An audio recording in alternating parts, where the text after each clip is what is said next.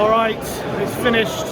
Tottenham 2, Southampton 3 in what was an incredible game of football, to be honest. It was like a really entertaining game, but we finished on the wrong side of it.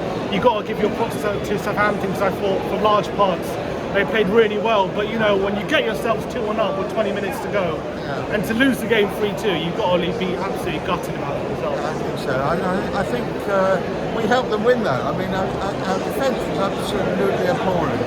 Yeah. I mean, really, other than Romero, I don't think anybody in defence really was playing well there. Yeah, Davidson Sanchez twice at the back post, gone to sleep. Was it both him marking the striker? I didn't see. I have to watch it back. What happens is Romero feels like so much pressure to like take one side, and then basically the whole side is like kind of, you've got like Sanchez not really following his man. You've got him being pushed further in by Emerson Royale, who's not marking anyone really. Oh, he played bad. He played so We bad. got a serious problem down that right hand side. Hobia played really bad. Hobia was Once not they good. changed him, that changed the game. Yeah, Bentancur was a game changer. It's one of the first times as well that Conte's taken Hojbjerg off. He usually relies on him and always leaves him Because on. normally you can rely on him, but today you couldn't rely on him at all. Our Well, the midfield only was good soft. thing was that two new guys really played well when they came on. Yeah, Bentancur Yeah, I thought really was did. Bentancur again, like at the back under pressure. Such class the way he turns with the ball. That's right. He can get the ball anywhere, you know. But it was quite worrying how in both halves, you know, the first half, we obviously Southampton came out quite strong, but we did gain a bit of control. We got the goal, and then once we got the goal, it's like we dropped off completely. Southampton started battering us and deservedly equalised immediately, and we were very, very lucky not to go in at 2-1 down. We come out in the second half. Played well to start with. Yeah, we gained a bit of control. When Bentancur comes on, it was all Tottenham for about 20 minutes. And again, we got the goal. We got the goal, and it looks like, okay, we're going to go on and win. It sounds a little bit tiring. And then again, we drop off. Into deep three. And you got to give it All to defence, you've got to say that. I mean, they played well, but they were precise with their passing, so we couldn't get in. And that's the thing, when we were on top of them and pressing them high and being really energetic and matching their intensity, we were on top of them and we were actually penning them in and creating chances.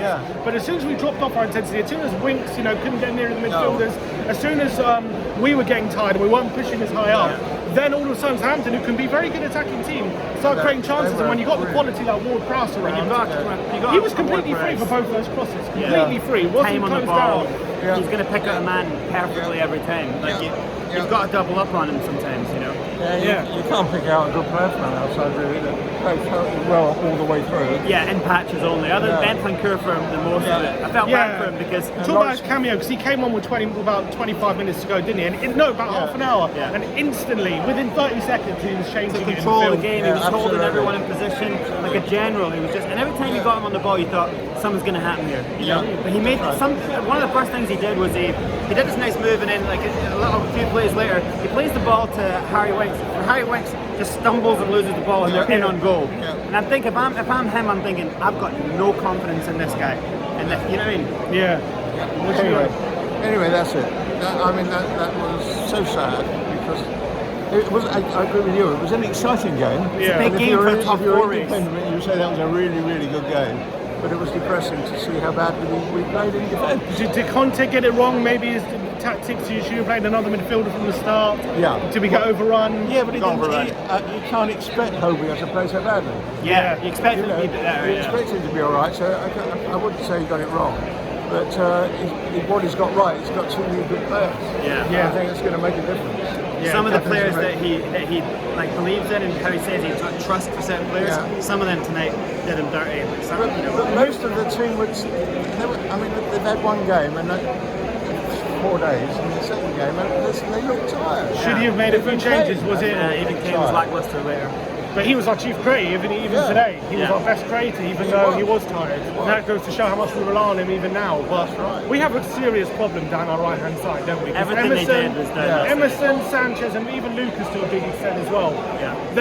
It seemed like they were targeting that side. It seemed like everything was coming down that side whenever they attacked. They were getting all their joy down that side. And I know the Ward-Prowse goals both came the other side, but everything from open play was coming down Emerson's side. He was really struggling. I thought Lucas as well. I know he got a great assist, but he was about to be hooked off. There was a reason he was about to be hooked off, because he wasn't having a very good game, and that's something where everyone was screaming about during the transfer window, and we never really addressed it. We don't have any strength down that side. Like even Sanchez when he comes across is like he's just erratic, and then Emerson doesn't have the speed. He doesn't have the awareness to get to his man quick enough. He gives him too much space. He stands off him.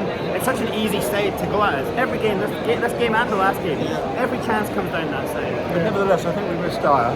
I think we missed that steadiness. Yeah, 100%. Him with Romero and I don't know who the other one. Davis was in the centre. Yeah, well, Davis is, of course, Davis should play as well as he's been playing. Yeah, he made one big mistake, which was just like their slip for the goal. Their goal was like someone just cleared the ball. With 5 chances to clear the ball, we can't clear the ball, But like top 4 now, I mean, this was a very important game in the top 4 race. United dropped points yesterday. We really needed to win to really start, start sustaining that serious pressure on the top 4. How much of a blow is it for you that we didn't get the win? It's a big blow. I thought this was the most important game for us, for the big 4. I think it's still possible. I mean, look, we got 4 points behind with 2 games in hand. So look, we're still in our hands. We've got Wolves before we play some of the big boys. Yeah, Man City coming up. So, but the pressure on getting the Wolves result now is huge, and then we've got to try go in and get some draws off some of these big. And that's the thing, because we get that goal in the 90th minute, and you think, okay, it's not a great day of the office, but you just take the point and move on. But we didn't even get that with the VAR decision. I haven't seen it again, and even the draw. I couldn't believe that. But that's what we did at Leicester. So I thought when we got that goal, which wasn't a goal, I thought this is Leicester again. I know. Especially when anyway. Well, look, we got to move on. Yeah, it's defeat. I think the good news is that the 2 new players we've got look really good. I think they got to settle down. And you think Bentancur comes straight into the team after that? Bentancur's got to start. This whole giving Winksy a better respect. Both of them. What's his name? I think they got to start. He did all right.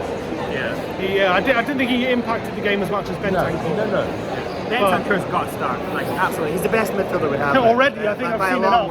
Yeah. I've seen some of the stuff he did when he was on the pitch. I haven't seen any of our midfielders. His crosses, cutting pass. But it wasn't just that decision making when on the ball, the right pass into space when someone's moving, progressive passing. And the big part of the reason why we were able to sustain pressure for like 20 minutes was him just picking it up and playing the right pass at the right time. And that was really, really good. So look, that's a positive. And we did create chances, and we were obviously 20 minutes away from winning when we go 2-1 up. I think we can take part in the second in about half an hour of that second half. We were great.